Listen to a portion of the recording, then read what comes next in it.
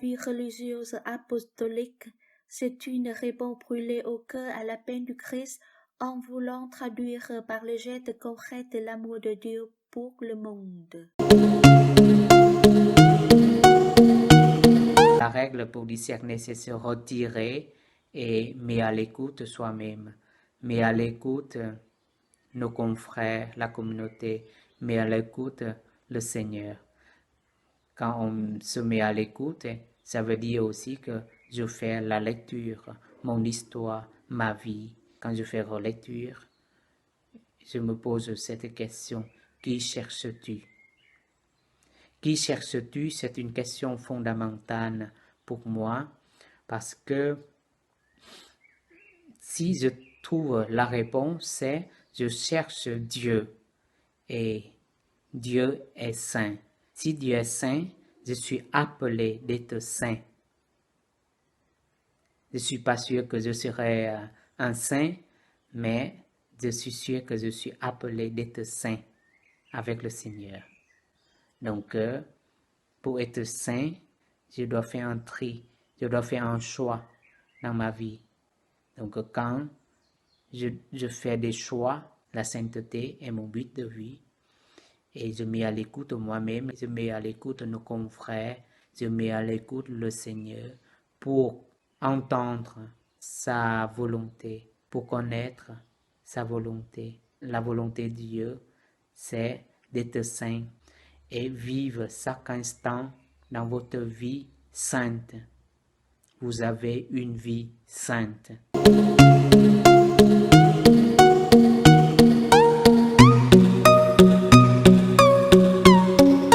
La vie fraternelle avant la session était un peu coincée parce que il y avait un manque de liberté intérieure à chacune de nous. Et aussi, on pensait que l'autre n'a rien à m'apporter ou à m'apprendre ou à me dire. Et la correction fraternelle était un peu difficile parce que toujours ça tournait en conflit. Après la session de vie fraternelle que nous avons bien aimée, nous sommes maintenant plus libres. Nous parlons ce que nous pensons. Malgré nos différences, nous sommes plus soucieux aux autres et la vie fraternelle est toujours belle.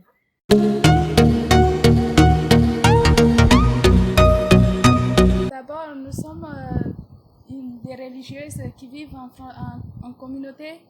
Et dans cette communauté, nous ne sommes pas choisis pour vivre ensemble. Et de plus, nous sommes internationales, qui viennent de cultures différentes. Et à travers notre différence culture, on s'enrichit les unes les autres. La fraternelle communauté, c'est un don de Dieu. Et chacune essaie aussi de se donner. Et le don de soi réciproque permet à chacune de s'épanouir dans la communauté et d'être heureuse. Cette vie, c'est un apprentissage. Apprendre à s'accueillir, apprendre à s'aimer, apprendre le partage, apprendre aussi à vivre ensemble. Dans cette communauté, c'est un lieu de rencontre aussi qui nous permet de s'ouvrir.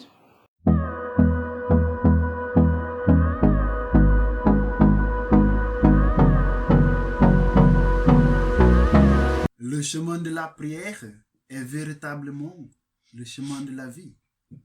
Si on voit dans la figure de Jésus, il priait beaucoup. Et Jésus exprimait dans sa prière les liens de l'unité avec le Père. Et cette union marque profondément sa vie apostolique. Pour cela que la vie religieuse ne peut se soutenir sans une profonde vie de prière, de cette communion intime avec Dieu. Mais la prière, elle n'est pas seulement une démarche personnelle d'amour envers Dieu. Elle est aussi une réponse communautaire. Chacun a le privilège de prier avec les autres, de participer avec eux à la liturgie qui constitue le centre unifiant de sa vie en tant que religieuse. Notre prière et notre activité apostolique sont étroitement liées. L'union à Dieu dans la prière nous conduit à servir nos frères, où toute notre consécration trouve son fondement.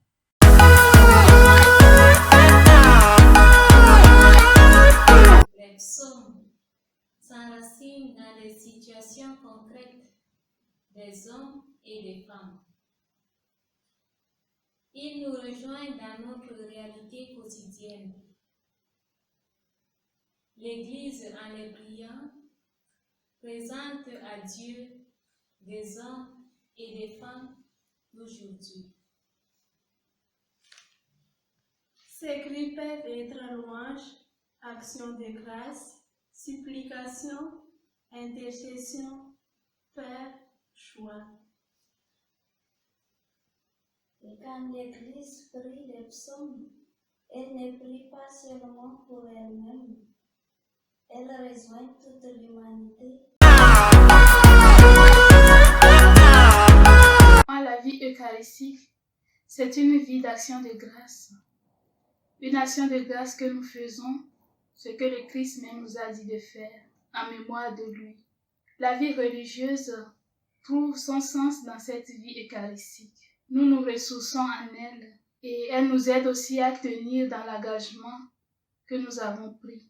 Elle nous rappelle aussi la présence continue du Christ au milieu de nous.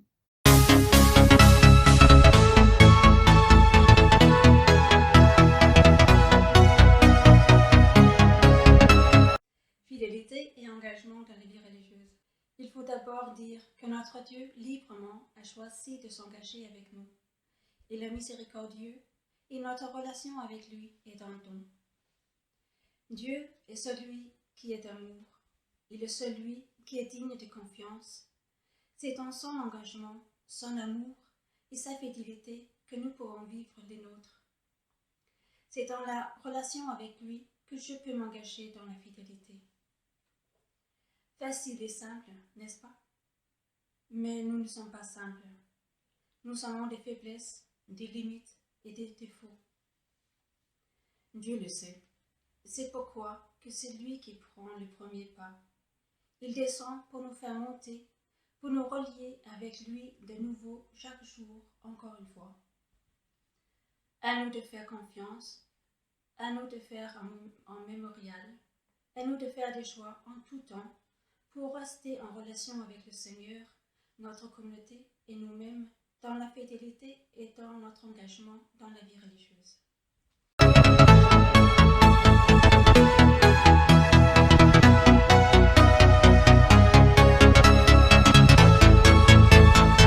Les religieux ont choisi de faire vœu de pauvreté afin de ne pas s'encombrer de biens financiers et de biens matériels. Ils ont choisi d'être disponibles et libres de leur engagement. Prenons par exemple ce stylo. Il appartient à un frère et pourtant c'est toute la communauté qui en dispose. Je crois aussi que les frères ont le désir de vouloir suivre le Christ, lui qui s'est fait pauvre pour moi, pour vous, pour l'ensemble de l'humanité.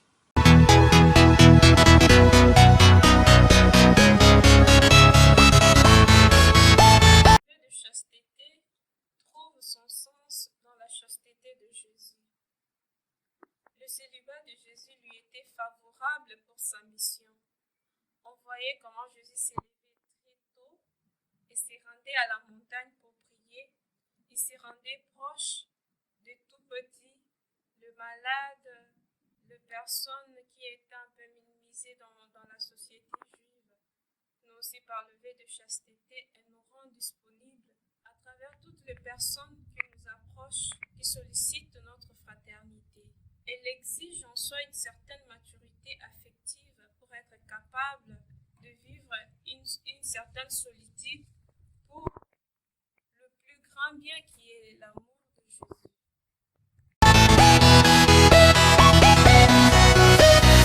Les religieux font le vœu d'obéissance pour imiter le Christ qui est venu pour obéir par amour de son Père et des hommes, pour faire comme le Christ la volonté du Père. Cette recherche passe cependant par des médiations, paroles de Dieu, règles de vie supérieures et autres. Ces dernières aident les religieux à conjuguer leur désir et le désir de Dieu, qui ne veut que le bonheur pour ses enfants, pour nous. Le vœu d'obéissance est à la base de la fraternité, de la confiance et du soutien mutuel. Ce vœu suppose l'offrande de notre volonté et nous met dans une spiritualité de communion.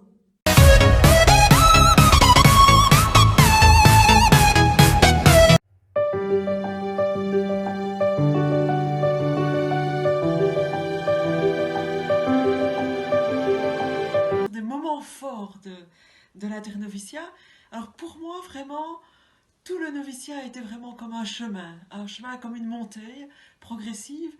Et je dirais donc, pour moi, c'est déjà tout ça qui fait sens et donc que je qualifierais de fort.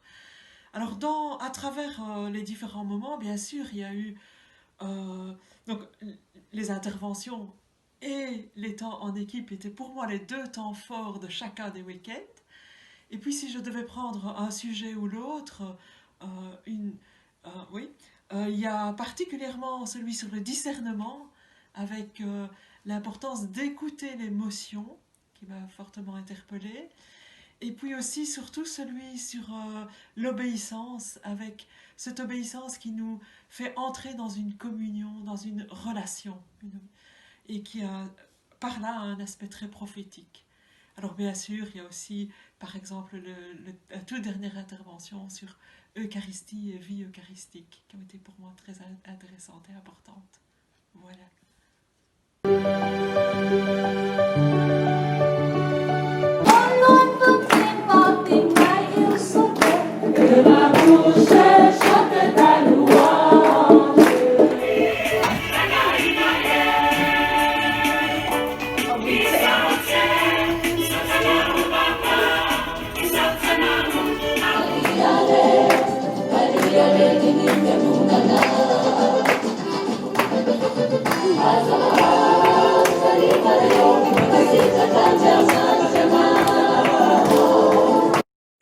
Raconte-moi le vieil empire et le trait de mes yeux bridés.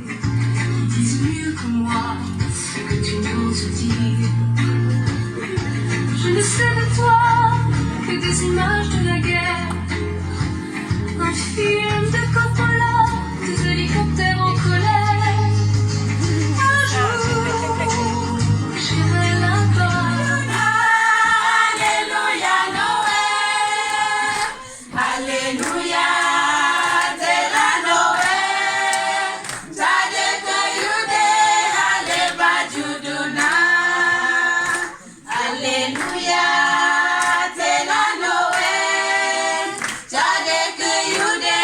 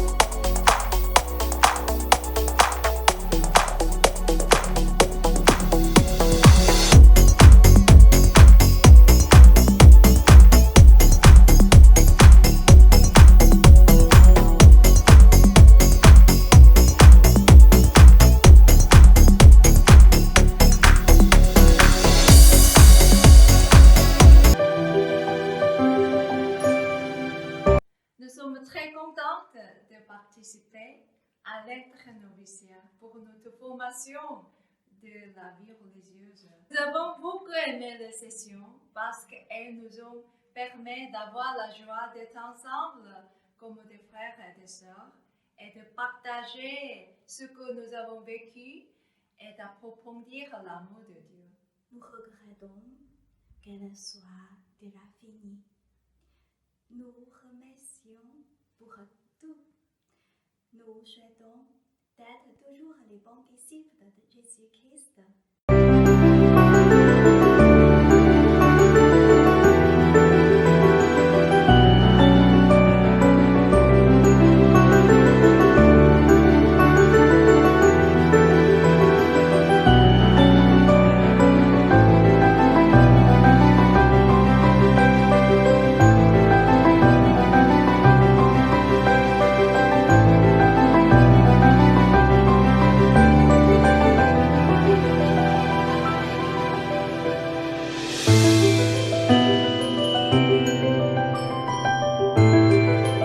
C'est d'abord la prière, l'écoute, le partage, la confiance et la relecture.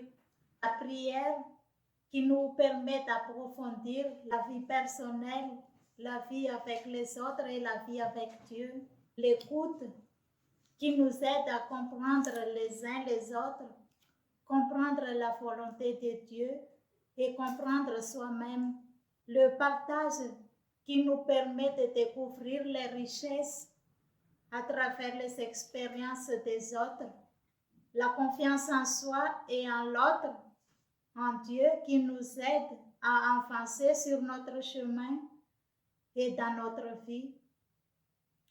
La relecture de vie, soit relecture personnelle, soit relecture communautaire, qui nous permet de regarder le passé reçu pour vivre la présence et qui ouvre l'avenir.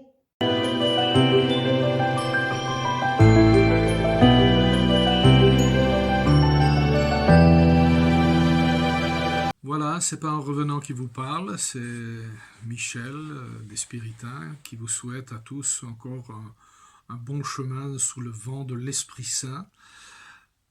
Ça a été une très belle année que j'ai pu passer avec vous, une demi-année que j'ai pu passer avec vous, où il y a eu un véritable chemin de discernement pour les uns et pour les autres et pour nous aussi. C'est une réponse que vous avez cherché à donner au Seigneur au jour le jour dans votre vie.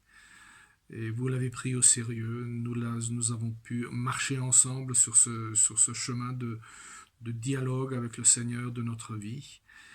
Alors, merci à vous. Et d'une certaine manière, ce n'est pas une manière sournoise avec laquelle je vous souhaite cela, mais que ce temps de noviciat puisse se continuer. C'est-à-dire que ce temps de réponse au Seigneur puisse se continuer au jour le jour pour vous dans votre vie. Avec sincérité, avec authenticité. C'est là où le Seigneur nous attend. Oui, cette mission à laquelle nous sommes appelés, c'est une mission de fidélité, c'est une mission d'ouverture de cœur, d'esprit. Alors mon souhait pour vous, et de tout cœur je vous le souhaite, c'est vous vous êtes rendu compte que pendant cette année, rien n'a été facile, rien ne vous a été donné. Il a fallu conquérir certaines choses, de l'espace intérieur, du temps sur nous-mêmes, nous adapter à la pédagogie que Dieu a pour un chacun de nous. Mon souhait pour vous, c'est aussi, il va dans le sens de la communauté. Rien n'a été facile. Beaucoup se sont frottés à cela, ont vu que ce chemin ne passait pas par ce style de vie. Mais dans les congrégations apostoliques, nous faisons ce pari que c'est ensemble que nous pouvons annoncer le Seigneur. Alors laissez le Saint-Esprit vous subjuguer, vous faire comprendre intérieurement que chacun de vous a une place toute spéciale dans le cœur de Dieu et que l'Esprit Saint nous met en tension vers un avenir fraternel, vers un avenir de communion, de témoignage. Que c'est lui qui a les rênes entre les mains de notre vie. Laissez-vous conduire. ça sera forcément quelque chose d'exaltant, ça sera forcément quelque chose de passionnant. C'est de moi ce que je vous souhaite. Laissez cette petite place à l'Esprit Saint et le reste nous sera donné en surplus. Alors bon vent, bonne route à vous, bon engagement dans votre vie religieuse apostolique. De tout cœur, nous sommes avec vous, de tout cœur, je suis avec vous, de tout cœur, nous restons ensemble sur ce chemin d'engagement à la suite du Christ. Bon vent.